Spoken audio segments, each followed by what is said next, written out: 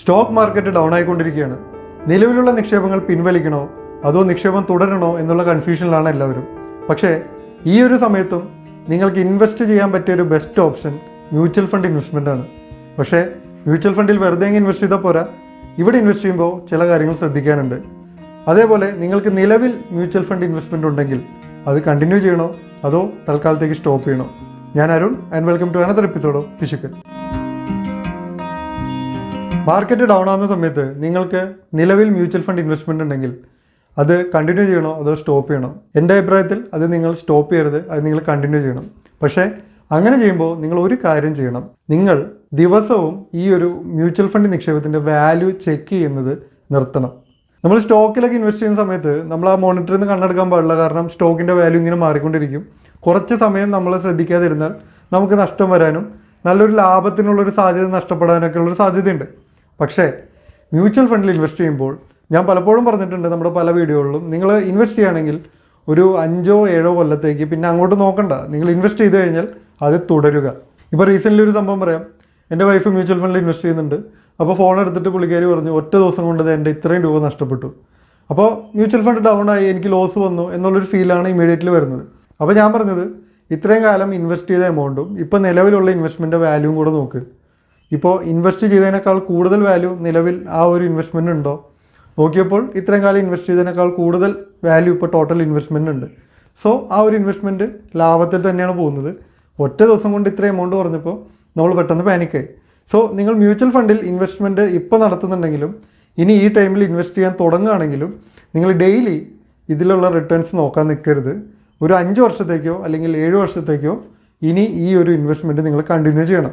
ഇപ്പോൾ share trading ഒക്കെ ചെയ്തിരുന്ന ആൾക്കാർ മ്യൂച്വൽ ഫണ്ടിൽ ഇൻവെസ്റ്റ് ചെയ്യുമ്പോൾ ഈ ഒരു ശീലം വരും, ഇടയ്ക്കിടയ്ക്ക് എടുത്ത് നോക്കും. പക്ഷേ അങ്ങനെ നോക്കുമ്പോൾ കുഴപ്പമെന്ന് പറഞ്ഞാൽ അടുപ്പിച്ച് കുറച്ച് ദിവസം ഇതിൻ്റെ നെഗറ്റീവായിട്ടുള്ളൊരു വാല്യൂ കാണുമ്പോൾ നമ്മൾ പാനിക്കാവും. എന്നിട്ട് പെട്ടെന്ന് നമ്മൾ ചിലപ്പോൾ ഇതെല്ലാം കൂടെ സെല്ല് ചെയ്യും. പക്ഷേ അങ്ങനെ ചെയ്യേണ്ട കാര്യമില്ല. നിങ്ങൾ കുറച്ച് ദിവസം ഹോൾഡ് ചെയ്ത് കഴിഞ്ഞാൽ ചിലപ്പോൾ ഇത് നോർമലാവും, തിരിച്ച് കയറാനുള്ള സ്പേസും ഉണ്ടാവും. പക്ഷേ നമ്മൾ ആ ഒരു ടെൻഷൻ കാരണം അനാവശ്യമായിട്ട് നമ്മൾ യൂണിറ്റ്സ് ഒക്കെ സെല്ല് ചെയ്യും. സോ അത്തരം സിറ്റുവേഷനുകൾ ഒഴിവാക്കാനായിട്ട് മ്യൂച്വൽ ഫണ്ടിൽ നിങ്ങൾ നിക്ഷേപിക്കുന്നുണ്ടെങ്കിൽ അത് കണ്ടിന്യൂ ചെയ്യുക. ഇതിലുള്ള ഈ ഒരു ചെറിയ വേരിയേഷൻസ് നിങ്ങൾ നോക്കണ്ട. കാരണം മ്യൂച്വൽ ഫണ്ട് എന്ന് പറയുന്നത് ഒരു ലോങ് ടേം ഇൻവെസ്റ്റ്മെൻ്റ് ആണ്. സോ ഷോർട്ട് ടൈമിലേക്ക് ഇതേപോലത്തെ ഡിപ്പുകൾ ഉണ്ടാവും. അതിൻ്റെ പേരിൽ പേടിച്ചിട്ട് ഈ ഒരു ഇൻവെസ്റ്റ്മെൻറ്റ് സ്റ്റോപ്പ് ചെയ്യേണ്ട ആവശ്യമില്ല.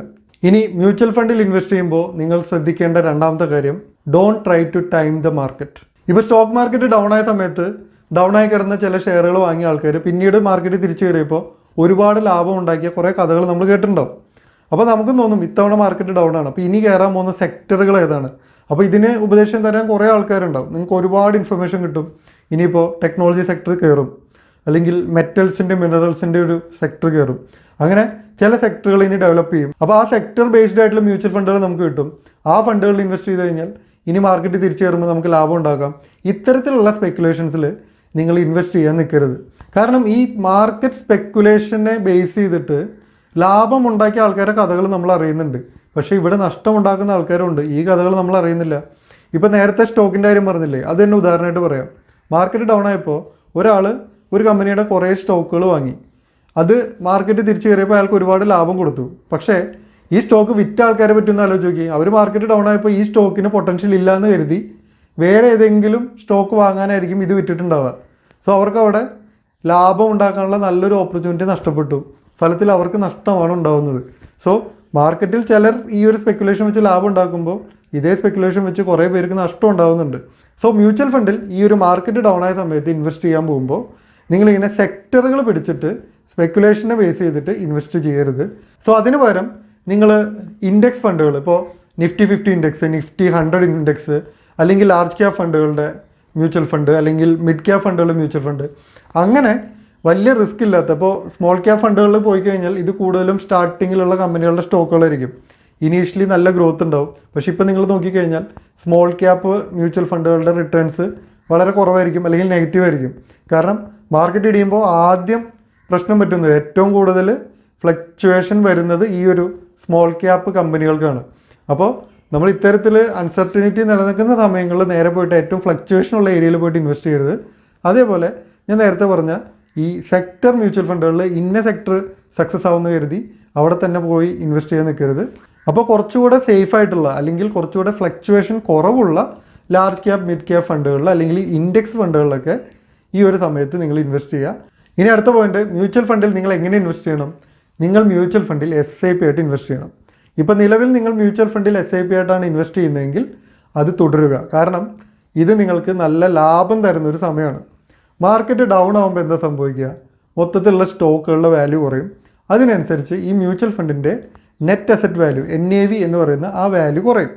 ഈ NAV ആണ് ഒരു യൂണിറ്റിൻ്റെ പ്രൈസ്. ഒരു ഉദാഹരണം പറയുകയാണെങ്കിൽ 10 രൂപ ആണ് ഒരു മ്യൂച്വൽ ഫണ്ടിൻ്റെ ഒരു യൂണിറ്റിൻ്റെ വില. ഒരു യൂണിറ്റിൻ്റെ NAV എന്ന് പറയുന്നത് 10 രൂപ. ഈ മ്യൂച്വൽ ഫണ്ടിൽ നിങ്ങളൊരു മാസം 100 രൂപ ഇൻവെസ്റ്റ് ചെയ്യുന്നു. അപ്പോൾ നിങ്ങൾക്ക് 10 യൂണിറ്റാണ് എല്ലാ മാസവും കിട്ടുന്നത്. അങ്ങനെ മാർക്കറ്റ് ഡൗൺ ആയി. അതോടുകൂടി നിങ്ങളുടെ മ്യൂച്വൽ ഫണ്ടിൻ്റെ NAV എന്ന് പറയുന്നത് 5 രൂപയായിട്ട് കുറഞ്ഞു. അപ്പോൾ നിങ്ങൾ നിങ്ങളുടെ ഇൻവെസ്റ്റ്മെൻറ്റ് നോക്കുകയാണെങ്കിൽ നിങ്ങൾ 10 രൂപയ്ക്ക് വാങ്ങിയ ആ യൂണിറ്റുകൾക്ക് ഇപ്പോൾ 5 രൂപയുള്ളൂ. അപ്പോൾ നിങ്ങളുടെ ടോട്ടൽ ഇൻവെസ്റ്റ്മെൻറ്റിൻ്റെ വാല്യൂ കുറഞ്ഞിട്ടുണ്ടാവും. അപ്പോൾ നമുക്ക് തോന്നുന്നു നമുക്ക് നഷ്ടമാണെന്ന്. പക്ഷേ അങ്ങനെയല്ല. ഈ മാസം നിങ്ങൾ 100 രൂപ ഇൻവെസ്റ്റ് ചെയ്യുമ്പോൾ നിങ്ങൾക്ക് കഴിഞ്ഞ മാസം വരെ 10 യൂണിറ്റ് കിട്ടിയിരുന്ന സ്ഥാനത്ത് 20 യൂണിറ്റ് ഈ മാസം കിട്ടും. ഇനി മാർക്കറ്റ് ഡൗൺ ആയിട്ടുള്ള ഒരവസ്ഥ കണ്ടിന്യൂ ചെയ്യുകയാണെങ്കിൽ അത്രയും കാലം നിങ്ങൾ നിക്ഷേപിക്കുന്ന പണത്തിന് നിങ്ങൾക്ക് കൂടുതൽ യൂണിറ്റുകൾ കിട്ടും. ഇനി ഇതിന് ശേഷം മാർക്കറ്റ് തിരിച്ചു കയറിയിട്ട് ഈ NAV 10 ആവുമ്പോൾ അല്ലെങ്കിൽ അത് കഴിഞ്ഞ് 15-20 ആവുന്ന സമയത്ത് നിങ്ങൾ ആ യൂണിറ്റുകൾ വിൽക്കുകയാണെങ്കിൽ നിങ്ങൾക്ക് ഓരോ യൂണിറ്റിനും അന്നത്തെ NAV വെച്ചിട്ടുള്ളൊരു എമൗണ്ട് തിരിച്ചു കിട്ടും. സോ നിങ്ങൾക്ക് നിലവിൽ മ്യൂച്വൽ ഫണ്ടിൽ SIP ആയിട്ട് ഇൻവെസ്റ്റ്മെൻറ്റ് ഉണ്ടെങ്കിൽ ഇത് നിങ്ങൾക്ക് നല്ലൊരു ഓപ്പർച്യൂണിറ്റിയാണ്. നിങ്ങൾ ഒരേ എമൗണ്ട് തന്നെ ഇൻവെസ്റ്റ് ചെയ്യുമ്പോൾ നിങ്ങൾക്ക് കൂടുതൽ യൂണിറ്റ് ഇപ്പോൾ വാങ്ങാൻ പറ്റും. സോ മ്യൂച്വൽ ഫണ്ടിൽ SIP ആയിട്ട് ഇൻവെസ്റ്റ് ചെയ്യുന്നവർ അത് കണ്ണുമടച്ച് കണ്ടിന്യൂ ചെയ്തേക്കുക. നിങ്ങൾ വാല്യൂ കുറയുന്നൊന്നും നോക്കി ടെൻഷൻ അടിക്കണ്ട. ഇനി മ്യൂച്വൽ ഫണ്ടിൽ ഇൻവെസ്റ്റ് ചെയ്യാൻ പോകുന്നവരോ നിങ്ങളും ഈ സമയത്ത് ലംസമായിട്ട് ഇൻവെസ്റ്റ് ചെയ്യരുത്. നിങ്ങളിവിടെ SIP ആയിട്ട് തന്നെ ഇൻവെസ്റ്റ് ചെയ്യുക. സോ ഈ ഒരു മാർക്കറ്റിൻ്റെ ഫ്ലക്ച്വേഷൻ കൊണ്ട് നമുക്ക് ബെനിഫിറ്റ് കിട്ടും. ഇതിനെ പറയുന്ന പേര് റുപ്പി കോസ്റ്റ് ആവറേജിംഗ് എന്നാണ്. ഇനി നിങ്ങളുടെ കയ്യിൽ ബൾക്കായിട്ടാണ് ഒരു എമൗണ്ട് ഉള്ളത്, പക്ഷേ SIP ആയിട്ടാണ് ഇൻവെസ്റ്റ് ചെയ്യേണ്ടത് എന്ന് നമുക്കിപ്പോൾ മനസ്സിലായി. സോ ഈ ബൾക്ക് എമൗണ്ടിനെ എങ്ങനെ SIP ആയിട്ട് ഇൻവെസ്റ്റ് ചെയ്യും? അതിനായിട്ടുള്ളൊരു ഓപ്ഷനാണ് STP, സിസ്റ്റമാറ്റിക് ട്രാൻസ്ഫർ പ്ലാൻ. ഇവിടെ നിങ്ങൾ ചെയ്യുന്നത് നിങ്ങളുടെ കയ്യിലുള്ള ഫണ്ട് നിങ്ങളൊരു ഡെറ്റ് മ്യൂച്വൽ ഫണ്ടിൽ ഇൻവെസ്റ്റ് ചെയ്യും. എന്നിട്ട് അതിൽ നിന്നും ഒരു എമൗണ്ട് മറ്റൊരു ഇക്വിറ്റി മ്യൂച്വൽ ഫണ്ടിലേക്ക് എല്ലാ മാസവും SIP ആയിട്ട് ഇൻവെസ്റ്റ് ആവും. സോ ഈ ഡെറ്റ് മ്യൂച്വൽ ഫണ്ടിൽ താരതമ്യേന റിസ്ക് കുറവാണ്, അതേപോലെ റിട്ടേൺസും കുറവാണ്. പക്ഷേ നിങ്ങൾ നിക്ഷേപിച്ച ഈ ഒരു ബൾക്ക് എമൗണ്ടിന് ഈ ഡെറ്റ് മ്യൂച്വൽ ഫണ്ടിൽ നിന്നുള്ള റിട്ടേൺസ് കിട്ടും. ഇനി എല്ലാ മാസവും ഇതിൽ നിന്നൊരു എമൗണ്ട് SIP ആയിട്ട് ഇൻവെസ്റ്റ് ആകുമ്പോൾ ഈ റുപ്പി കോസ്റ്റ് ആവറേജിൻ്റെ ഗുണം കൊണ്ട് ഇതിൽ നിന്നും നിങ്ങൾക്ക് കൂടുതൽ യൂണിറ്റുകൾ കിട്ടും. ഈ മാർക്കറ്റിൻ്റെ ഫ്ലക്ച്വേഷനെ ബാധിക്കാതെ നിങ്ങളുടെ ഇൻവെസ്റ്റ്മെൻറ്റ് തുടർന്നു പോകാനും പറ്റും. പിന്നീട് ഈ ഒരു എമൗണ്ട് മൊത്തം കഴിയുമ്പോൾ അത് മുഴുവനായിട്ട് ഇക്വിറ്റി ഫണ്ടിൽ ഇൻവെസ്റ്റ് ആയി കഴിഞ്ഞിട്ടുണ്ടാവും. പിന്നീട് നമുക്ക് ആ ഒരു SIP പിന്നീട് കണ്ടിന്യൂ ചെയ്യാം, അല്ലെങ്കിൽ അത് സ്റ്റോപ്പ് ചെയ്തിട്ട് അതിൽ റിട്ടേൺസ് പിൻവലിക്കാം. അത് നിങ്ങളുടെ ആ സമയത്തൊരു ആവശ്യം പോലെ. സോ ബൾക്കായിട്ടാണ് നിങ്ങളുടെ കയ്യിൽ എമൗണ്ട് ഉള്ളതെങ്കിലും SIP ആയിട്ട് തന്നെ ഇൻവെസ്റ്റ് ചെയ്താൽ മതി. കാരണം നിങ്ങൾ ബൾക്കായിട്ട് എമൗണ്ട് ഒരുമിച്ച് ഇൻവെസ്റ്റ് ചെയ്ത് കഴിഞ്ഞാൽ ഈ റുപ്പി കോസ്റ്റ് ആവറേജിങ്ങിൻ്റെ ഗുണം നിങ്ങൾക്ക് കിട്ടില്ല. നിങ്ങളുടെ നിക്ഷേപം നല്ല രീതിയിൽ നഷ്ടം വരാനും സാധ്യതയുണ്ട്. ഇനി അടുത്തതായിട്ട് ശ്രദ്ധിക്കേണ്ട കാര്യം, അതായത് ഇന്ത്യയിൽ ഇതിനു മുമ്പും ഇത്തരം സാഹചര്യങ്ങൾ ഉണ്ടായിട്ടുണ്ട്. അതായത് മാർക്കറ്റ് ഡൗൺ ആയിട്ട് പിന്നെ വർഷങ്ങളോളം ആ ഒരു പോയിന്റിൻ്റെ മുകളിലേക്ക് മാർക്കറ്റ് കയറിയില്ല. ഞാൻ ഈ കാര്യം ഇതിനു മുമ്പും ഒരു വീഡിയോയിൽ പറഞ്ഞിരുന്നു. ഉദാഹരണത്തിന് 2008 ജനുവരിയിൽ 6200 എന്ന പോയിന്റ് എത്തിയ ശേഷം പിന്നെ ഗ്രാഫ് താഴേക്കാണ്. ഇത് പിന്നീട് 6200 ക്രോസ് ചെയ്യുന്നത് 2010 നവംബറിലാണ്. പക്ഷേ പിന്നീടും ഗ്രാഫ് താഴേക്കാണ് പോകുന്നത്. പിന്നെ പ്രോപ്പറായിട്ട് ഈ 6200 ക്രോസ് ചെയ്ത് മുന്നേറുന്നത് 2014 ജനുവരിക്ക് ശേഷമാണ്. അപ്പോൾ ഒരു ഇൻഡെക്സ് ഫണ്ടിലൊക്കെ ഇൻവെസ്റ്റ് ചെയ്യുന്ന സമയത്ത് ഈ ഒരു ഇൻഡെക്സ് ഫണ്ടിൻ്റെ വാല്യൂ പിന്നീട് വർഷങ്ങളോളം കുറവാണ്. സോ ആ ഒരു ഡൗൺഫോളിൻ്റെ തുടക്കത്തിൽ ഇതേപോലെ മ്യൂച്വൽ ഫണ്ടിലൊക്കെ ലംസമായിട്ട് ഇൻവെസ്റ്റ് ചെയ്ത ആൾക്കാർ അല്ലെങ്കിൽ സ്റ്റോക്കുകൾ കുറേ വാങ്ങിയിട്ട ആൾക്കാർക്ക് അത്രയും വർഷം കാത്തിരുന്നാലും ഇതിൽ നിന്ന് ലാഭം കിട്ടില്ല. ആ സമയത്ത് മാർക്കറ്റ് മുകളിലേക്ക് കയറിയിട്ടില്ല. അപ്പോൾ ആ ഒരു സിറ്റുവേഷൻ ഇനിയും ഉണ്ടാവാം. ഇന്ത്യയിൽ ഇതിനു മുമ്പും ഇങ്ങനെ സംഭവിച്ചിട്ടുണ്ട്. സോ ഇത്തരം സാഹചര്യങ്ങൾക്കും നമ്മൾ പ്രിപ്പയർഡ് ആവണം. അപ്പോൾ നമുക്കറിയാം നമുക്ക് കൂടുതൽ റിട്ടേൺസ് കിട്ടുന്നത് സ്റ്റോക്കിൽ ഇൻവെസ്റ്റ് ചെയ്യുമ്പോഴും മ്യൂച്വൽ ഫണ്ടിൽ ഇൻവെസ്റ്റ് ചെയ്യുമ്പോഴൊക്കെയാണ്. പക്ഷേ ഇവിടെയുള്ള റിസ്ക് ഈ പറയുന്ന മാർക്കറ്റ് ഡൗൺ ആവും എന്നുള്ളതാണ്. അതിനനുസരിച്ച് ചിലപ്പോൾ നിങ്ങൾ നിക്ഷേപിച്ച പണം പോലും നിങ്ങൾക്ക് തിരിച്ച് കിട്ടാത്തൊരവസ്ഥയും വരും. നമ്മൾ വെയിറ്റ് ചെയ്യാൻ റെഡിയാണ്, പക്ഷേ ഞാൻ നേരത്തെ പറഞ്ഞ പോലെ 3-4 വർഷം വെയിറ്റ് ചെയ്താലും നമ്മൾ നിക്ഷേപിച്ച പണം തിരിച്ചു കിട്ടാത്തൊരവസ്ഥ വന്നാലോ. സോ ഇത്തരം സാഹചര്യങ്ങൾ ഒഴിവാക്കാനായിട്ടാണ് നമ്മളെപ്പോഴും പറയുന്നത് നിങ്ങൾ ഇൻവെസ്റ്റ് ചെയ്യുമ്പോൾ ഡൈവേഴ്സിഫൈ ചെയ്യുക. ഇപ്പോൾ നിങ്ങളൊരു 10,000 രൂപയാണ് ഒരു മാസം ഇൻവെസ്റ്റ് ചെയ്യുന്നതെങ്കിൽ അത് മുഴുവനായിട്ടും എക്വിറ്റി മ്യൂച്വൽ ഫണ്ടിൽ ഇൻവെസ്റ്റ് ചെയ്യേണ്ട. ഇത് SIP ആയിട്ടാണ് ഇൻവെസ്റ്റ് ചെയ്യുന്നതെങ്കിലും നിങ്ങളതിൽ കുറച്ച് എമൗണ്ട്, ഒരു 2000 രൂപയോ അല്ലെങ്കിൽ 3000 രൂപയോ ട്രഡീഷണൽ ആയിട്ടുള്ള എവിടെയെങ്കിലും ഇൻവെസ്റ്റ് ചെയ്യാം. ഇപ്പോൾ ബാങ്കിൽ RD ആയിട്ട് ഇൻവെസ്റ്റ് ചെയ്യാം, അല്ലെങ്കിൽ പോസ്റ്റ് ഓഫീസിലുള്ള സേഫ് ഇൻവെസ്റ്റ്മെൻറ്റ് ഓപ്ഷനുകളിൽ ഇൻവെസ്റ്റ് ചെയ്യാം. ഇവിടെ ഉള്ളൊരു ഗുണം, മാർക്കറ്റ് കയറുന്നതിനും ഇറങ്ങുന്നതിനനുസരിച്ച് ഇവിടെ നിങ്ങൾക്ക് കിട്ടുന്ന റിട്ടേൺസിൽ മാറ്റമൊന്നും വരില്ല. സോ ഒരു ഫിക്സഡ് ആയിട്ടുള്ള റിട്ടേൺസ് നമുക്കിവിടെ കിട്ടും. സോ ഇൻ കേസ് നമുക്ക് ഇക്വിറ്റിയിൽ ഇൻവെസ്റ്റ് ചെയ്യുന്ന സമയത്ത് നെഗറ്റീവ് വന്നാൽ, നഷ്ടം വന്നാലും ഈ സേഫ് ഇൻവെസ്റ്റ്മെൻറ്റ് ഓപ്ഷനിൽ നിന്ന് ഇൻവെസ്റ്റ് ചെയ്ത പണത്തിന് നഷ്ടമൊന്നും വരില്ല, ചെറിയൊരു എമൗണ്ട് ഇതിൽ നിന്ന് പലിശയായിട്ടും കിട്ടും. ഇതേപോലെ ഇക്വിറ്റി മ്യൂച്വൽ ഫണ്ടിലൊക്കെ ഇൻവെസ്റ്റ് ചെയ്യുന്ന സമയത്ത് നിങ്ങൾക്ക് ഗോൾഡിലും ഇൻവെസ്റ്റ് ചെയ്യാം, ഗോൾഡ് ETF-ൽ. നിങ്ങൾ ശ്രദ്ധിച്ചാൽ അറിയാം, ഗോൾഡിൻ്റെ വില ഈ മാർക്കറ്റ് ഡൗൺ ആകുമ്പോൾ അതിനനുസരിച്ച് കൂടും. അതേപോലെ ഗോൾഡിൻ്റെ വില കുറയുമ്പോഴായിരിക്കും മാർക്കറ്റ് അപ്പ് ആവുന്നത്. സോ നിങ്ങളിവിടെ രണ്ടിടത്തും ഇൻവെസ്റ്റ് ചെയ്യുകയാണെങ്കിൽ നിങ്ങൾക്ക് ലാഭവും നഷ്ടവും ബാലൻസ് ചെയ്ത് കൊണ്ടുപോകാൻ പറ്റും. സോ ഈ സേഫ് ഇൻവെസ്റ്റ്മെൻറ്റ് ഓപ്ഷൻസും അതേപോലെ ഗോൾഡ് പോലുള്ള മറ്റ് കമ്മോഡിറ്റികളൊക്കെ ഈ ഒരു ഫ്ലക്ച്വേറ്റ് ചെയ്യുന്ന അല്ലെങ്കിൽ മാർക്കറ്റ് ഡൗൺ ആവുന്ന സമയത്ത് നിങ്ങൾക്ക് ഇൻവെസ്റ്റ് ചെയ്യാവുന്നതാണ്. കാരണം നമ്മളെപ്പോഴും പറയാറുണ്ട്, എല്ലാ മുട്ടയും കൂടെ ഒരു കൂടയിൽ വയ്ക്കരുത്. കാരണം ആ കൂട മറിഞ്ഞു കഴിഞ്ഞാൽ എല്ലാ മുട്ടയും പൊട്ടും. സോ പല കൂടകളിലായിട്ട് വയ്ക്കുക. അപ്പോൾ മാർക്കറ്റ് ഡൗൺ ആയാലും നമ്മൾ പാനിക് ആവേണ്ട ആവശ്യമില്ല.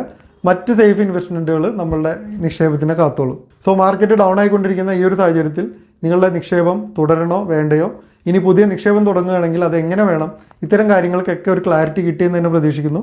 വീഡിയോ ഇഷ്ടപ്പെട്ടാൽ വീഡിയോ ലൈക്ക് ചെയ്യുക. ഈ ചാനലിലെ മറ്റ് വീഡിയോസ് കണ്ടുനോക്കുക. നിങ്ങൾക്ക് യൂസ്ഫുൾ ആയിട്ടുള്ള ഒരുപാട് കാര്യങ്ങൾ അവിടെ നിന്ന് കിട്ടും. സോ അടുത്ത എപ്പിസോഡിൽ മറ്റൊരു ടോപ്പിക്കുമായി വരാം. Thank you for watching.